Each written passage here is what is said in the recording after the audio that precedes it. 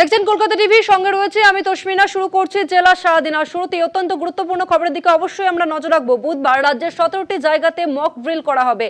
Mock ড্রিলের আগে পরীক্ষা করা হচ্ছে সাইরেন বাজি। আরো একবার জানিয়ে রাখবো, মক ড্রিলের আগে পরীক্ষা হচ্ছে সাইরেন পরীক্ষা ইতিমধ্যেই শুরু হয়েছে। বুধবার রাজ্যের 17টি জায়গাতে মক ড্রিলের আগে পরীক্ষা করা হচ্ছে সাইরেনের।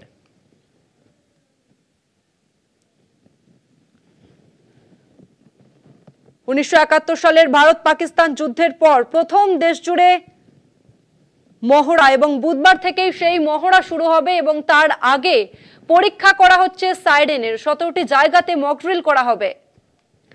মক ড্রিলের আগে পরীক্ষা করা হচ্ছে সাইরেন। আর এই নিয়ে আমরা আরো বিস্তারিত জানবো।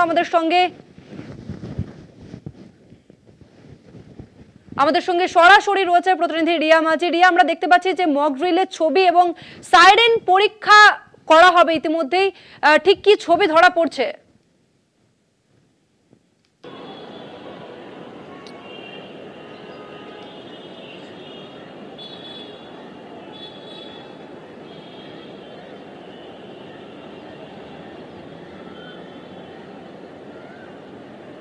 একদমই তসমিনা, আগামী কাল এই মক ড্রিলের কথা বলা হয়েছে সেন্ট্রাল গভর্নমেন্টের তরফ থেকে। গতকালকেই আমরা দেখেছিলাম যে একটি নোটিফিকেশন এমএইচ এর, যেখানে তারা স্পষ্টত জানিয়েছিল যে সমস্ত সিভিল ডিফেন্স যে ডিস্ট্রিক্টগুলো রয়েছে দেশের বিভিন্ন জায়গাতে, সেই জায়গা থেকে দাঁড়িয়ে কিন্তু বিভিন্ন জায়গায় এই মক ড্রিল চালাতে হবে।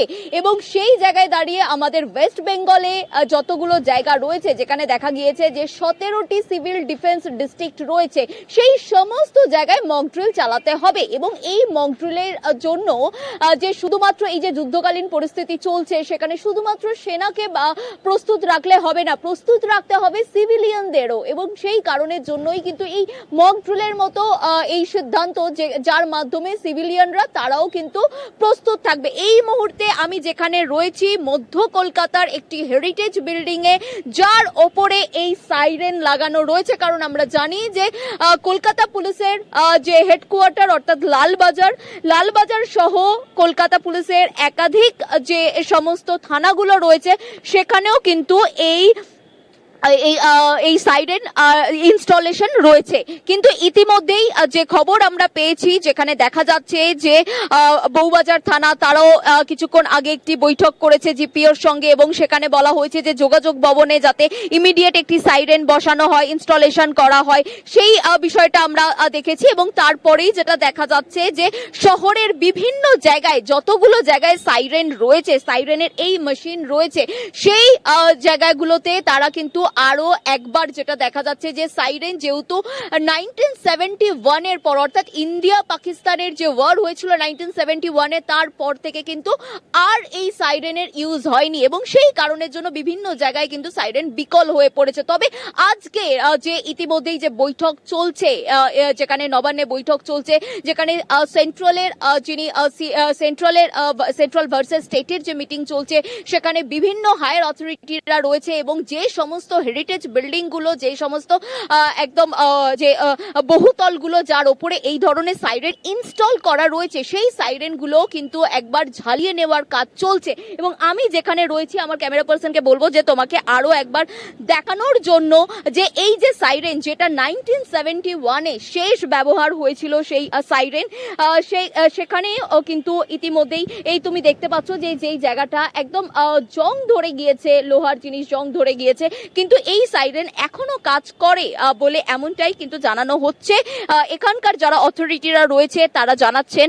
এবং একই সঙ্গে তোমাকে জানিয়ে রাখবো যে এই মধ্য কলকাতার যে হেরিটেজ বিল্ডিং এ আমি এই মুহূর্তে রয়েছি, যেখানে এই সাইরেন ইনস্টলেশন রয়েছে, যেটা 1971 এ শেষ বাজানো হয়েছিল এই এলাকাবাসীকে অ্যালার্ট করার জন্য, এমার্জেন্সির কারণে তাদেরকে অ্যালার্ট করার জন্য, যে এই 1971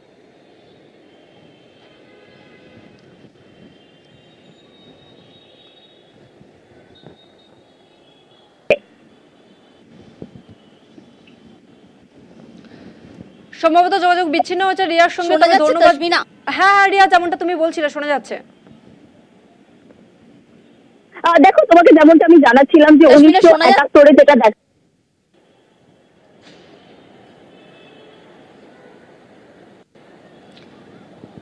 রিয়া, তোমার কথা শোনা যাচ্ছে যেমনটা তুমি বলছিলে।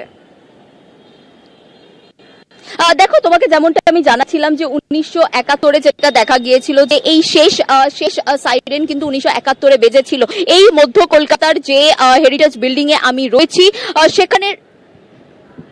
সেখানেই কিন্তু এই যে সাইরেন সেটা 1971-এ সেটা বেজেছিল এবং তারপর থেকে আর যেহেতু এই সাইরেনের কাজ হয়নি সেই কারণের জন্য কিন্তু ঝালিয়ে নেওয়ার কাজও হয়েছে এবং এই বিল্ডিং এর যিনি অথরিটি তিনি ইতিমধ্যেই নবান্নে রয়েছেন। সেখানে ম্যারাথন বৈঠক চলছে, কারণ আমরা জানি যে সেন্ট্রাল ভার্সেস স্টেটের একটি মিটিং চলছে এবং আগামীকাল মক ড্রিল এবং সেখানে 17টি জায়গাকে 17টি ডিস্ট্রিক্ট সিভিল ডিফেন্স ডিস্ট্রিক্টকে চিহ্নিত করা হয়েছে, যেখানে ওয়েস্ট বেঙ্গলের 17টা ডিস্ট্রিক্ট রয়েছে এবং সেই 17টা ডিস্ট্রিক্টেই সমস্ত জায়গায় মক ড্রিল হবে কিনা তার থেকে বেশি কোনো জায়গাকে স্টেট চিহ্নিত করবে যেখানে স্পর্শকাতর বলে মনে করা হচ্ছে বা সিভিলিয়ানদের অ্যালার্ট করার দরকার রয়েছে, সেটা 17টার বেশি করা হবে নাকি 17টার কম নাকি 17টা জায়গাতেই মক ড্রিল করা হবে, এই সমস্ত সিদ্ধান্ত চূড়ান্ত করা হবে আজকের বৈঠকের পর। ইতিমধ্যেই নবান্নে কিন্তু হাই লেভেলের বৈঠক চলছে, যেই